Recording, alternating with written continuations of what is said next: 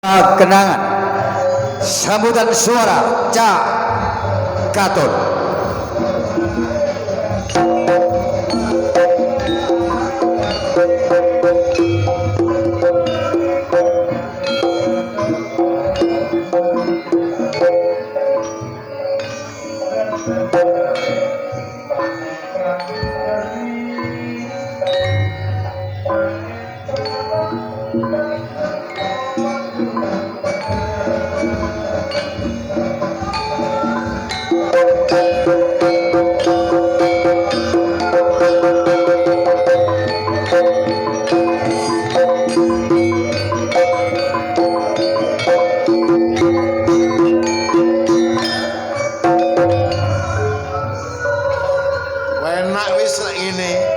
Banggro suarane wis ampuh sepirori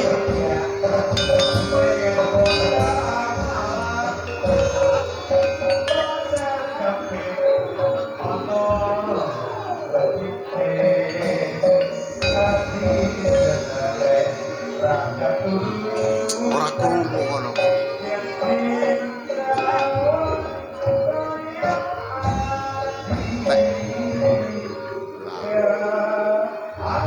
Ayo.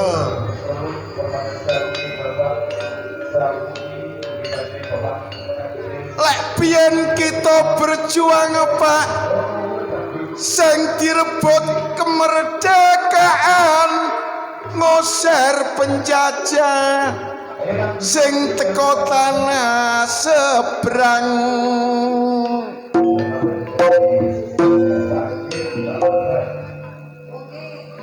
Tapi lek saiki kita berjuang sing direbut keadilan supaya rakyate cek gak kurang sandang lan pangahan.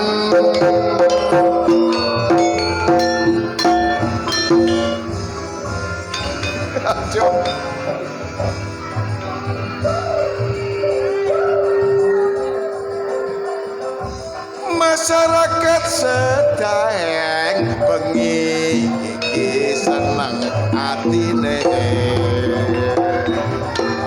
keturutan apa sing dadi karepe pendak taun riyo yo karo gak dilalekke tujuane ngilangi omo balalan sekalane. Masyarakat sedang tak lakoni guyung tanahan lunga muda lanang wedok gak ketinggalan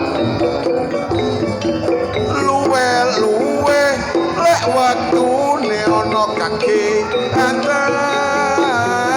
masih bayar yuran jarine ora kabotan sing nomor siji tako bapak pemoge sing nomor loro tako RT lan RW lah bareng padha nglumpukno wargane sing isine riyaya karo gak dilaleke.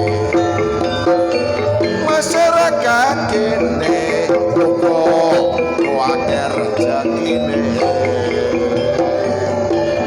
puas selamat didono bawah belahine ben keturutan apa sing dadi karepe cak bisa tutup ngomong anak lan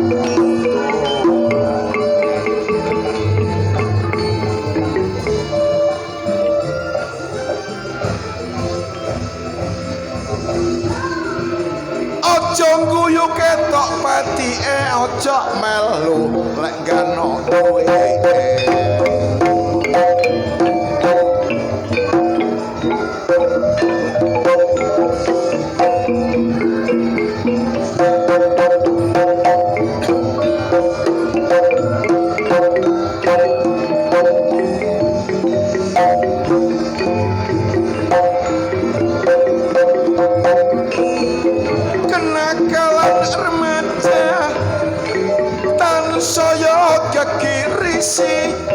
sampai dadi berita utama ndok koran lan TV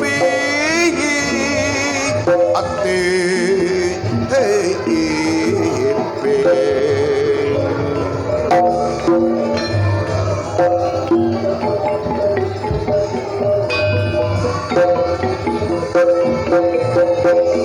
luwe kasus narkoba sing paling bebayani sasaran utamane usia remaja muda awan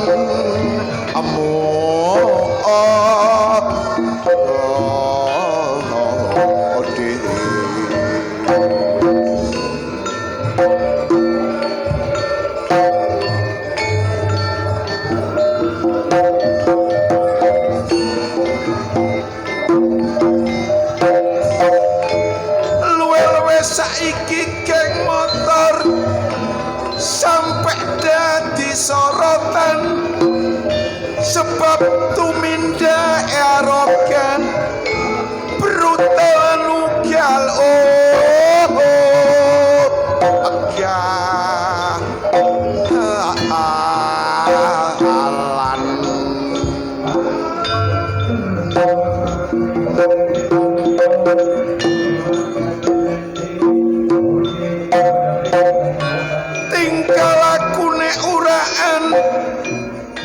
koyok wis rumangsa jagoan aksi penjara lan perampasan koyok wis dadi pegang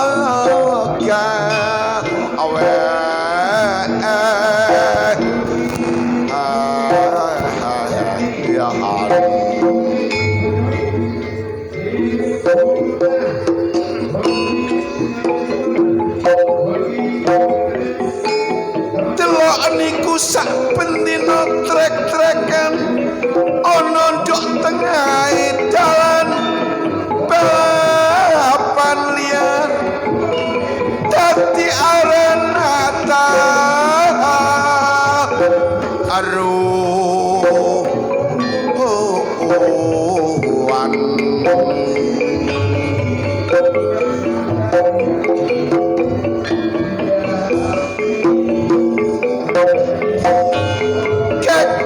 sak dalan-dalan koyok wis dadi pegawean lek wis koyok ngono iku apa enggak terjate enten anak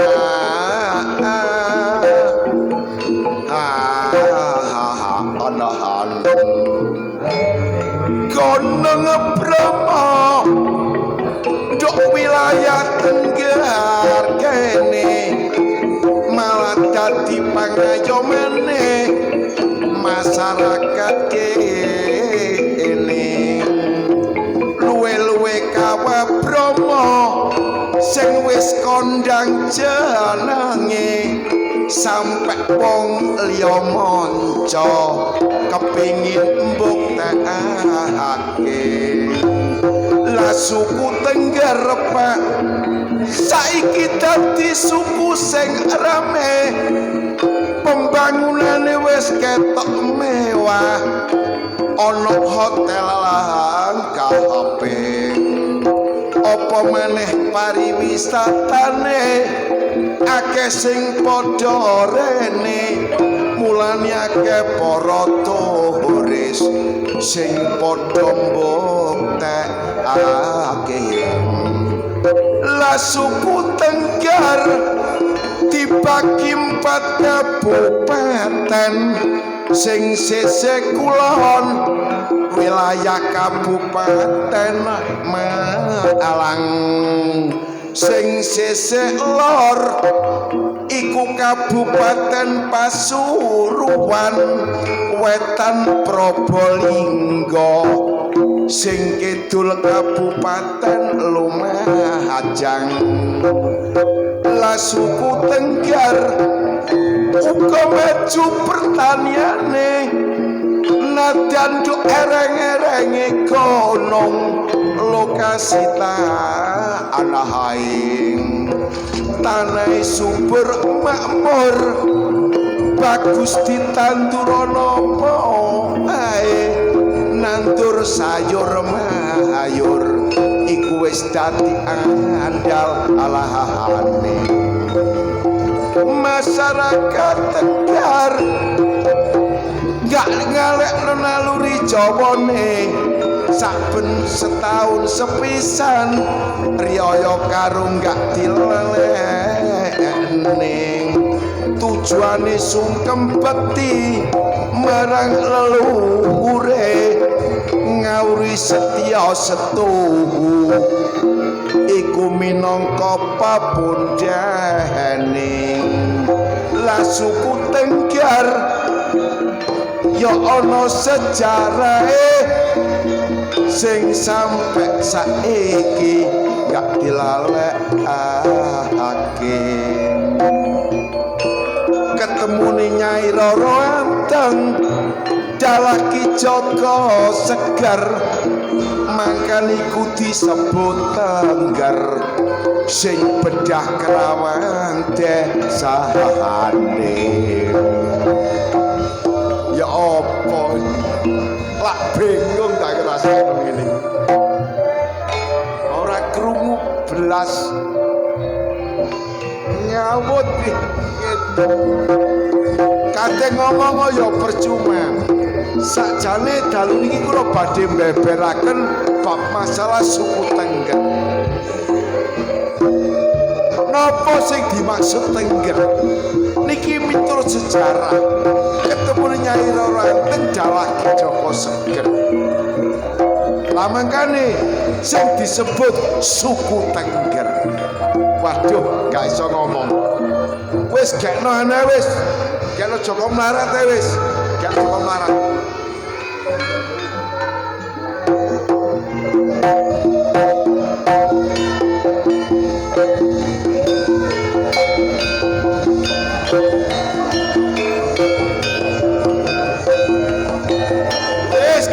enak ngedung ngene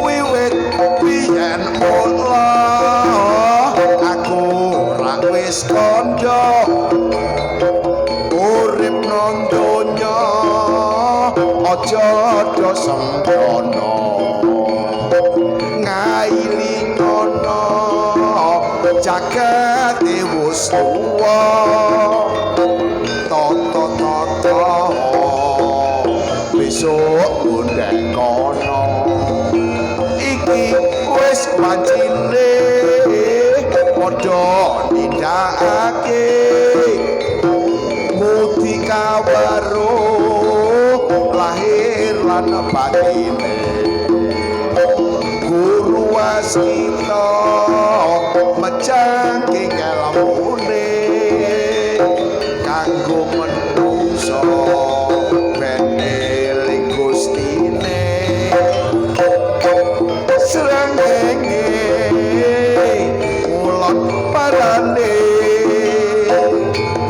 mertondo usadak begini para manungsa sira gak langgeng uripe lamun dak dina apa cedak mati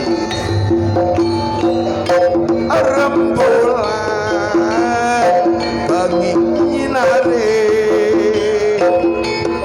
madangi jagat sak isine lamun mumpung sira sing ana urip toleh ongelmu digawe isun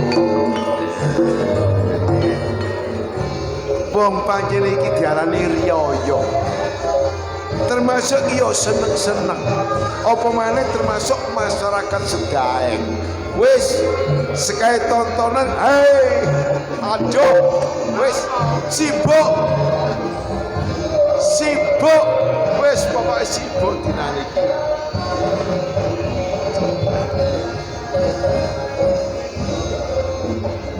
Sibuk wis, sibuk. Sing penting ngene. Sing penting awak dhewe gak kurangi kewajiban. Senajan paribasa dikaya ngopo ae, pancen awake iki duwe tugas lan kewajiban. Iki awake dhewe pelajaran. Ya, betul. Urip ana lang donya ya ngene iki. Iya. Liku-likune menungso iki padha ae kaya ya apa ya? Ana urip ana pangan. Iya. Ana kanca ya ana mungsu. Iya. Kon ngerti artine menungso. Menungso karo manungso wis beda. Lek menungso melus-melus mangongso-ngso, ning lek menungso manunggaling rasa. Rasane sapa kan? Ya rasa karo rasamu. Aku bahasan lek dijewet wong ngrasa lara, aja sampak jewe. Ngono lho. Lho, umpama aku dijewet wong kan melok, Ya pelok ngrasakno lara. tapi lek aku gak. Lho kok ngono apa ya apa? Aku lara apa ngrasakno laramu? Bos, berarti gak setia karo kanca. Aku kan duduk bojoku iki. Wis untuk bojo, tapi kanca. Kancamu lek cedhak bebasan, rokok situ digledek, sego sapiring bareng mulu. Iku luwih teko bojo. Iku biyen. Saiki Gak. aku gendeng. Jarine wong biyen. Ya apa? Ora le, nduk. Ya. Mangan gak mangan pokok nglumpuk rukun lek keluarga anak putune. Ya kaliren. Lek gak manjo kali lek nglumpuk tok. Lah iya lek saiki diwalik. Ya apa? Masih gak nglumpuk pokok iso mangan. Ngono. Ikhtiar jenenge. Ya, Gak iso banyol iki. gak usah banyak. Ya ora apa-apa, tapi ya tetep ngomong ae. Ya tetep ngomong. Iya. Awake iki kewajiban sing koyo ngene iki ngono. Apa? Kan lek nyeluk bojomu bu apa mama? Mama. Mama. Sajane bu. Lho kok ngono? Lha ana tamu.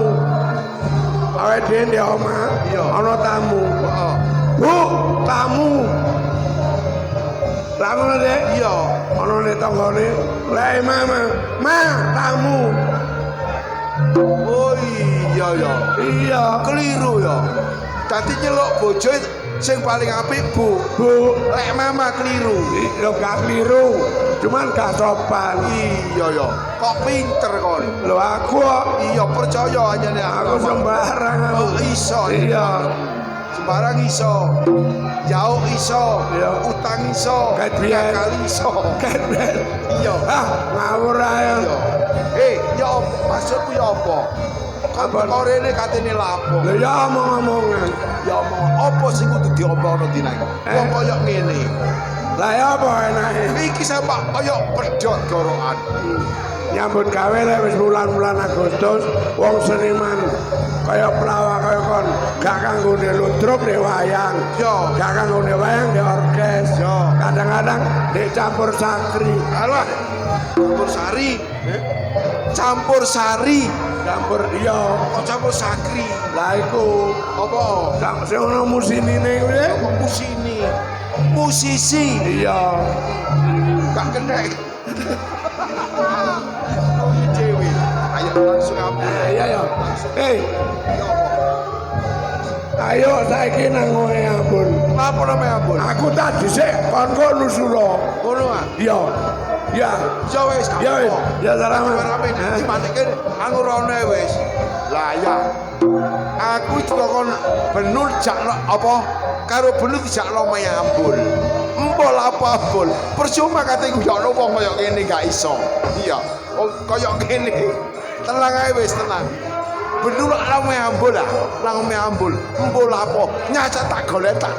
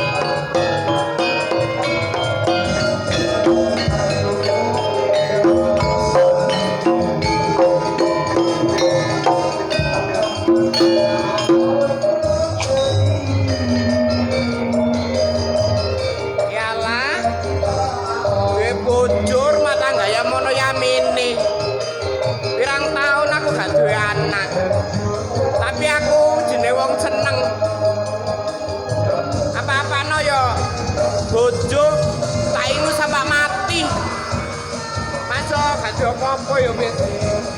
Cak ambel ki emang nandi ya? Kok metu cek suwene sih?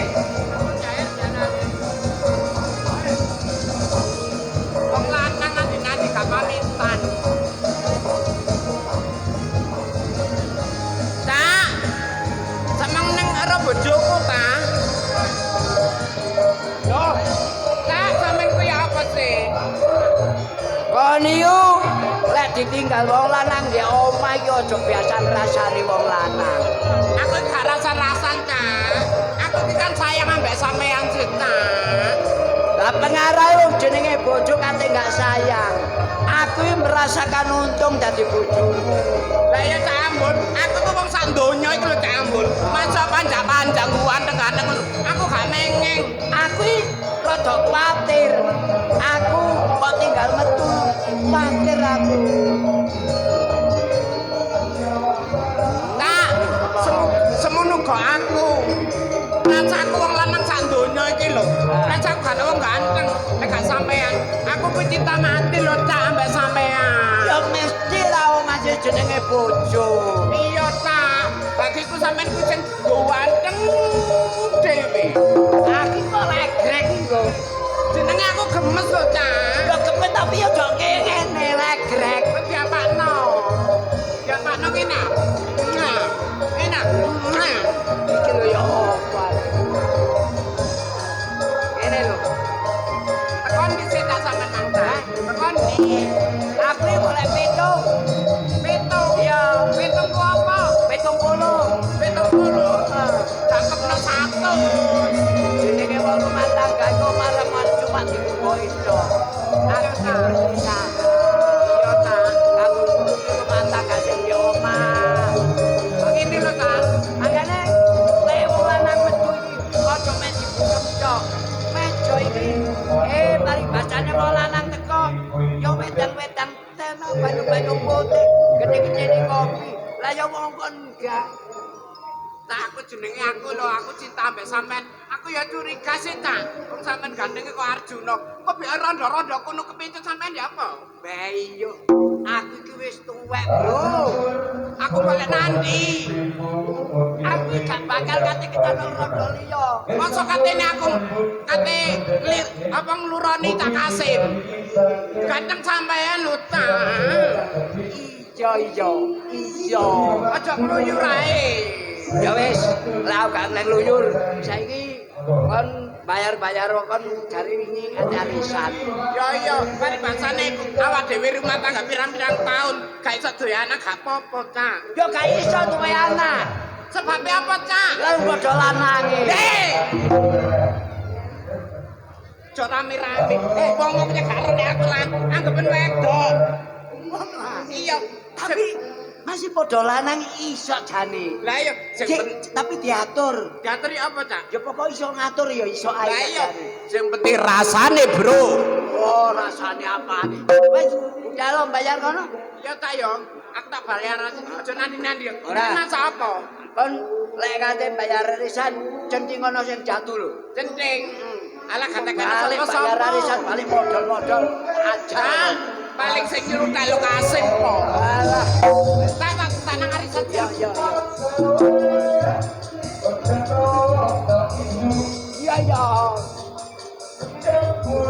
Ya. Lek koyo ngono iku sapa sing ora seneng. Ya belanjani ya lemu, kan belanjani ya lemu.